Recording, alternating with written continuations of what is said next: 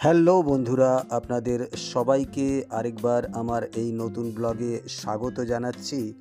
আর আজ আমি যে জায়গাটায় আছি দেখতেই পাচ্ছেন আমার ডান পাশে এই যে কাঁটাতারের বেড়া দেওয়া, অর্থাৎ আজ আমি আছি বাংলাদেশ এবং ভারতের যে ইন্টারন্যাশনাল বর্ডার আছে একদম তার পাশের রাস্তাটা দিয়ে হাঁটছি। এই তার কাটার ওই পাশে কিন্তু বাংলাদেশ শুরু হয়ে যাচ্ছে।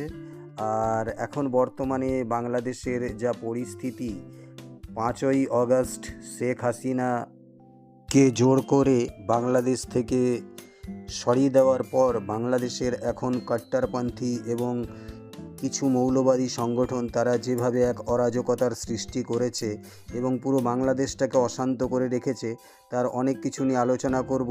চলুন, চলতে চলতে সেই সমস্ত আলোচনা আপনাদের সঙ্গে করব। বিশ্বাস করুন, বাংলাদেশের 90% মানুষ কিন্তু এখনও ভারতের সাথে বন্ধুত্ব রাখতে চায়। এটা বলতেই হবে, বাংলাদেশ কিন্তু স্বাধীনতার 50 বছরের মধ্যে ভীষণভাবে ডেভেলপ করেছিল, ভীষণভাবে। আর এটাই কিন্তু পাকিস্তান সহ্য করতে পারেনি। আমার বাংলাদেশি ভাইদের উদ্দেশ্যে আজ কিছু অপ্রিয় সত্য কথা বলবো। তো আমি অনুরোধ করব আপনাদেরকে এই ভিডিওটা প্রচুর শেয়ার করবেন, যাতে সেই কথাগুলো আমার বাংলাদেশি ভাইদের কাছে অবধি পৌঁছায়। পাকিস্তান কিন্তু এখন আর সেই আগের মতো শ্রীনগর এবং কাশ্মীর দিয়ে আতঙ্কবাদীদের ভারতবর্ষে প্রবেশ করাতে পারছে না। তাই তারা এখন বাংলাদেশের কিছু কট্টরপন্থী এবং সেখানকার যে সরকার, ইউনিস সরকার, তাকে ব্যবহার করে বাংলাদেশে একটা অশান্তি সৃষ্টি করে জাস্ট তারা কিন্তু যুদ্ধ কোনোদিন ভারতের সাথে করবে না, কারণ তারা জানে যে যুদ্ধ করতে পারবে না। তারা কি করবে? কিছু আতঙ্কবাদীকে এখন বাংলাদেশের পথ দিয়ে আমাদের ইন্ডিয়াতে ঢোকাবার চেষ্টা করবে। এই হচ্ছে মূল কারণ। এর জন্য তারা ব্যবহার করছে ধর্মের কার্ড খেলছে, যে মুসলমান মুসলমান ভাই ভাই, এরকম নানা কিছু তারা বলে মুসলমানদেরকে একটা আবেগ সৃষ্টি করে তারা কিন্তু আমাদের দুই দেশের মধ্যে একটা অশান্তির সৃষ্টি করছে। এখনও 90% বাংলাদেশের মানুষ কিন্তু ভারতের পক্ষেই আছে, তারা ভারতের সাথে বন্ধুত্ব রাখতে চায়।